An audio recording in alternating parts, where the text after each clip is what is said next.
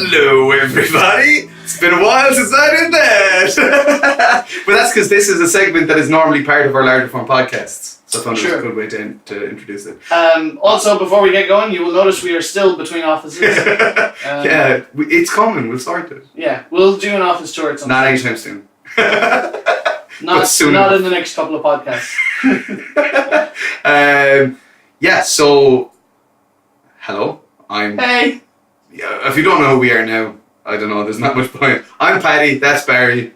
We make stuff. I'm Barry. We make things. And we also like to watch things and read things and play things because that's the best way to continue making things is to... Yeah, it's to be inspired by what you see and work in a creative atmosphere. Totally. So a part of our longer form podcast, some of you may have seen, where we interview people, is that we talk about our top picks. So things we've recently seen, read, watched, played, whatever. Something that's just inspired you. So that's what we're doing now, is a little standalone piece just for you patrons and then possibly for everybody else. You can cut that out if it doesn't work.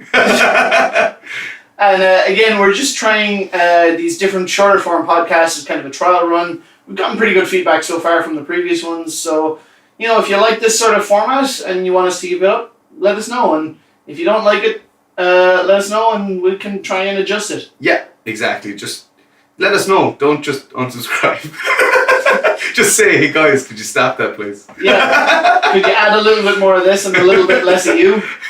Yeah, this would be great if you guys weren't in it. Yeah, it's just an empty couch. Yeah, it's like if you can put anyone else in. Anyone else.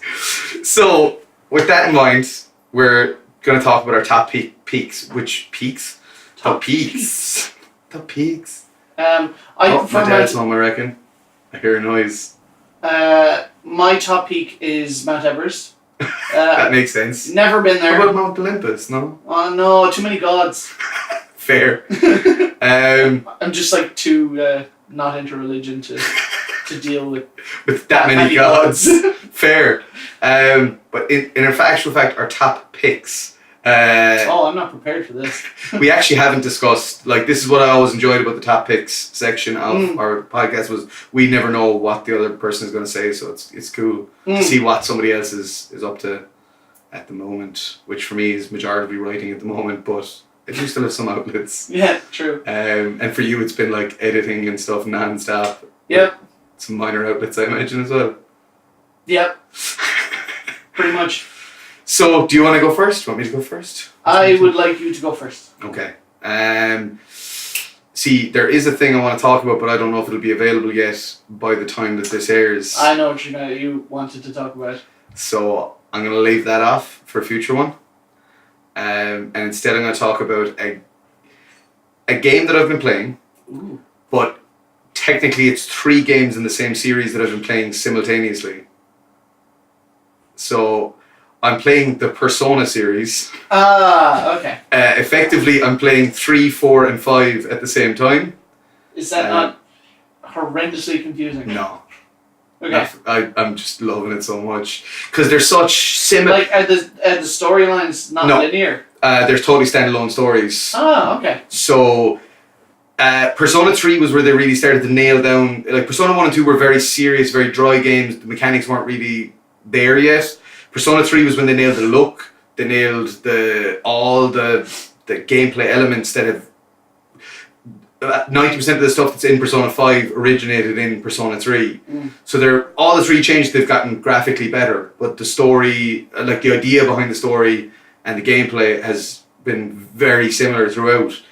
So, 3 is about these students that are trying to do anything they can to stay alive. They're being hunted by these shadow creatures that come out in an hour between midnight and 1, or at midnight there's a secret hour that doesn't exist outside a certain time and space or whatever, and in that hour the shadows appear and they have to fight them.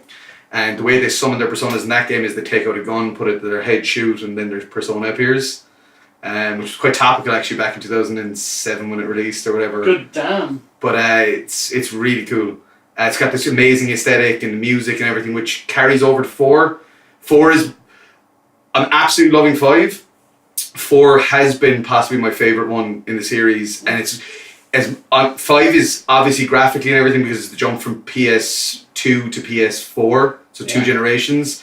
It's graphically dramatically superior, but I just love the characters in 4. I love the story in 4. I'm playing that on my PlayStation Vita. I was just going to say, what consoles are you playing on? Playing 3 on the PSP on my PlayStation Vita, the PSP port. I'm playing 4 on my Vita. There's a version for the Vita called Persona 4 Golden, and then Persona 5 on the PS4. And Persona 4, it's about a small town. These students, all the Persona games are based around a bunch of teenagers, effectively. These students that are trying to solve a serial killer murder mystery case, and people keep getting pulled inside a TV and killed by monsters. And they're trying to figure out why somebody would be doing it, how they'd be doing it. And it actually is like a nice little murder mystery investigation thing. You build social links with the other characters. So it's not just about going into dungeons and fighting monsters. It's about like hanging out with your friends in the real world to build up social links to strengthen you in the other world. That's pretty cool. It's pretty amazing. And then 5 is stunning. Visually, it's one of the most... I've heard a lot of people talking about Persona 5. I think Becky? Becky is a huge fan. Johnny Wong is a huge fan as well. Nice. It's stylistically, it's incredible. And yet again, the characters so far from what I've seen are really likable. It's really... It's beautiful. So now that you're playing 3 at the same time, how far into each... It sounded like you're not as far into Persona 5 as the others. It's funny, I'm actually slightly further into Persona 5 than I am in 4. Now, I've played 4 before, so it's not my first rodeo. I played 3 before as well, but I never played a lot of it. I played maybe 6 hours or something, which in a JRPG is equivalent to watching 5 minutes of a movie. And Persona 4, I had previously played like 60 hours of it. So I was getting pretty close to the end and stuff, and then I stopped for whatever reason. So now I'm started from the start, and I'm about 16 hours in. And Persona 5, I'm about 24 hours in, and I'm really only on kind of like the second case. Jesus. But it's because they're amazing. I just can't stop. And it's like any spare time I have, I just have my Vita on hand to jump.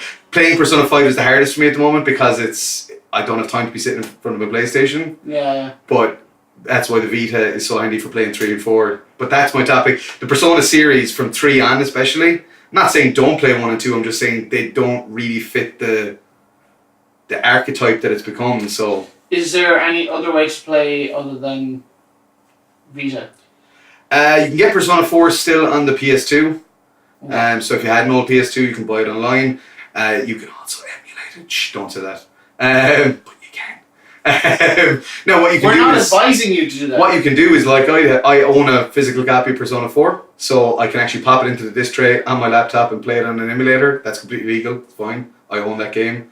So that's what I advise you to do as well, is pick up a copy of it and play. It's much nicer to play it on an emulator because you can bump it up to 1080 and 60 frames per second and all that. Same with Persona 3. Because just talking about video games lately, me and you were talking about doing a podcast, or not a podcast, a Twitch stream. Yeah. At one stage where we play co-op of Portal 2.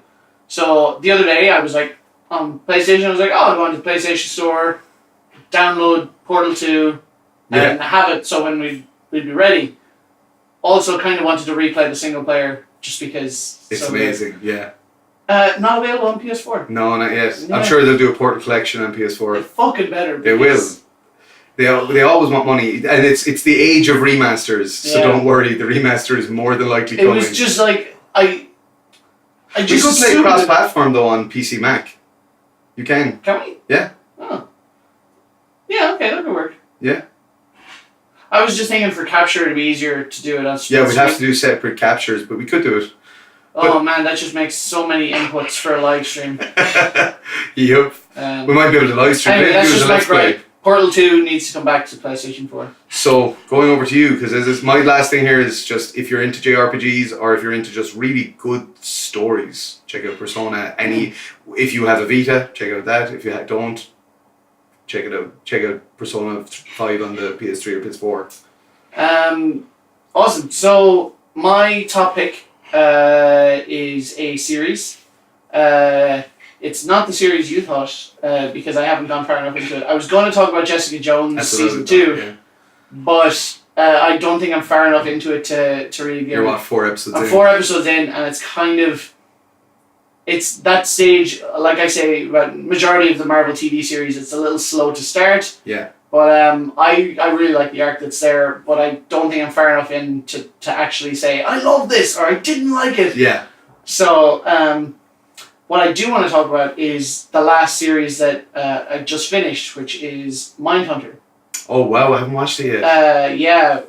Fincher's TV series, serial killer TV series. Yes. Very, very good. Very good. Meaning to get around to it. The way it's done is so cool. So do you know the basic layout? I mean, I don't know the basic layout, I guess. I mean, I know that it's about an FBI task force. Yeah, it's about kind of the two kind of guys in the FBI who basically came up with the profiling and modelling of serial killers. And how to profile and model serial killers. And they actually go through the terms serial killer. How they came up with that term. It was in the mid-70s. It looks like it was kind of 60s, 70s. Yeah. I don't know how much of it is factually accurate. Yeah, I know it was based on a real book, an actual crime biopic, Mindhunters, written by the two guys. Yeah. But, it's very, very good. Who is in that? Anyone we know? The guy from Fight Club plays one of the bigger detectives. He was also... Who was he in Fight Club? Not Edward Norton. No, not Ed Norton. No. He's not that big. He's... who the fuck else is he? I've seen him in so many things. Well, would you say it doesn't have like a lot of big names in it? Because that's something I've noticed with Fincher. He can often be a champion of... Why did I fucking go to IMDb and search IMDb? It's like Googling Google. You don't do that. Mindhunter. I know there's people already screaming at me. Is there... Holt McCauley. Okay. Who is the mechanic in Fight Club. Oh, okay, yeah. The other guy, the guy who plays Holden Ford, Jonathan Groff. Never heard of him before. What is he in? Oh, apparently he's in Frozen. I'd never seen him before. Yeah. Hannah Gross. You would know her. To see. Yeah. Oh, yeah. She plays Holden's girlfriend in it. She's very good. And who else? Quick question on format, though. Yes. So, obviously Fincher to date has been most well known for his fantastic movies, you know. Putting Alien 3 aside because A was his first and B was part of a franchise and stuff, but going from that with Seven, Fight Club, Social Network, or Zodiac, which is one of the best serial killer films, so underrated. I agree. Yeah, I loved it. I don't get why that film didn't do as well as it should have done. There's actually a moment in it that reminds me a lot of Zodiac. Yeah, that's the question I was going to ask is how do you feel Fincher has transitioned to TV like? Really well. Really well. It's kind of... I didn't mention Gone Girl, which is ridiculous. Yeah, because Gone Girl is amazing too. Yeah. It feels actually somewhere between Gone Girl and... Zodiac. Because it's kind of that slow burn that kind of Gone Girl was, that always had tension somehow. God, yeah, like you could be watching a scene in Gone Girl where nothing is happening at all. You're staring at something like really simple and you're just like anything can happen in this moment. Anything. It's razor's edge all the time. It's kind of like that. It's like you never really know how the serial killers they go to interview were going to react. Yeah. But you kind of get set up in the first episode or two where you meet one guy who's he's an amazing actor. And I feel bad for him because I feel because of his body type he gets typecast a lot. Yeah. But watching his performance in this, actually, you know what, I'm going to get his name because I want to do this guy justice because he was fucking incredible. Mr. Incredible in The Incredibles? No. Shut the fuck up, man. He has to be top billed. So is it a serial killer per episode or something? Or is it like... It kind of goes back and forth. Yeah. His name is Cameron Britton. I know that guy's name. Oh, he looks really, really familiar to me. Yeah. Yeah. He is fucking amazing. Yeah. And he plays kind of the first serial killer that they sit down to interview. Yeah. Again, I'm not good with names, so I don't remember his character's name. Yeah. But he's kind of like the main guy. Like they go talk to him, and then they go to some other guys, and then they come back and they talk to him. And he's almost like the Hannibal Lecter of the series. Yeah. So they started off by talking to him about like, and he's really candid about. He's like, yeah, I liked girls, so I went and they didn't like me the same way, so I made them like me. Yeah. And it's just, in his head, he rationalizes it. Yeah, but he's very eloquent, very well spoken, very intellectual. He was like, maybe it was something to do with my childhood and how I was raised. Yeah. My mother was a bitch. So kind of, and then that probably opened their eyes to serial killers, is it nurture or nature? Yes. Is it, Exactly. And then they I must watch it. It's really good. And it's so up my alley. I love all that stuff. Yeah. I watch a lot of those true crime docs and stuff. And then they go and they kind of interview a couple others, and they find out that there is a connection, that all these serial killers had like a rough childhood or whatever. Yeah. And then they go back and they take some of the information that they've learned from the additional serial killers and test it out on him. Yeah. And again, because he's so candid, he just likes to talk about it. Yeah. They can ask him a lot of open questions and then figure out the pattern. And then they get like a college professor in to kind of to guide the questions and make it a lot more psychological, because they're FBI agents. So they're not like trained professionals in like psychology. Yeah, like, exactly. So she brings in terms like like serial killer and sequential killers, like they kill in an order, or that they stalk their prey first. They have a specific motive for why they target a specific individual. Or if they're opportunistic killers, that an opportunity presents themselves and they just can't contain themselves, and then whether or not it's motivated by a sexual nature or if it's a revenge nature. I imagine, A, because it's Fincher, and B, because of the nature of it, that it's very dialogue intensive and very dialogue driven. Yeah. I imagine it's not a very action oriented show. No, there's a couple of great moments in it, but majority of it is. But see, that's what Fincher does so well anyway. But that's it. It comes back to the characters and how the characters develop over time.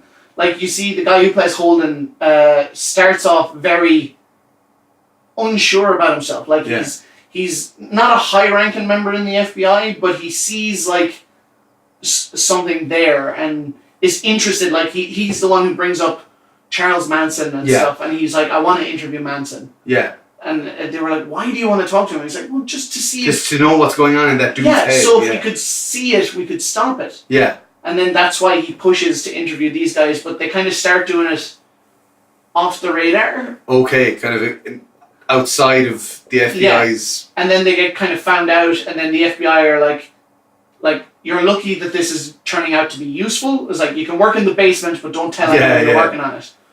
And then they do what they call road school, where they basically go out and help like regular police officers, train them into be more vigilant to what to look for in criminals. Yeah. But when they're in different states, they visit different serial killers. Okay. It's good. It's really well done. I really must check it out, because as I say, I mean, that's the thing is with Fincher, it's always about tension, it's always about atmosphere, it's always about characters. I mean, really, the only film I would say that Fincher's ever done that you could call an action film, yet again withholding Alien 3, is Fight Club, which still isn't. It's just got a lot more action sequences because of the nature of the story. Yeah. But it is still... We're not supposed to talk about it. Yeah, exactly. But that was, yet again, still a character-driven film at its core. It was about Jack, like Edward Norton's character, But yeah, so I gotta check Mindhunter out. Actually, I'm gonna start watching it tonight. Even if I only watch 2 episodes a night. You're welcome. Awesome. So that's our top picks. So you got a game to go play. You got 3 games to go play, and a fucking 10-episode series. So you can thank us later. Well, you've already thanked us by being for our patrons. You've already thanked us by being patrons, and you can thank us later on Facebook and social media and stuff. And if you have played Persona, any of the Persona series, I don't want to talk about it. let us know. Let us know free. what you liked and didn't like below. And same with Mindhunter. If you've seen it, if you haven't, if you're interested, you know. And just keep it kind of spoiler free, because there's a lot of stuff I wanted to say about Persona 4 and 5 that I don't want to say because it would get spoiler heavy. Same with Mindhunter, I mentioned. Yeah. But that's our top picks out. Let us know if you like this. Let us know if you want to see more of this kind of stuff. And we shall see you on the internet. I think that's stalking. I didn't bring my can of emergency monster with me. Joke's on you, I wouldn't care. I have one that I keep in my drawer under my editing station. Nice. It's like just in case you need that extra push. I have one in the car. I'd love to get a can and put it in one of those break glass in case of emergency things. That would be fucking great. Yeah, Monster, free advertising here. Yeah.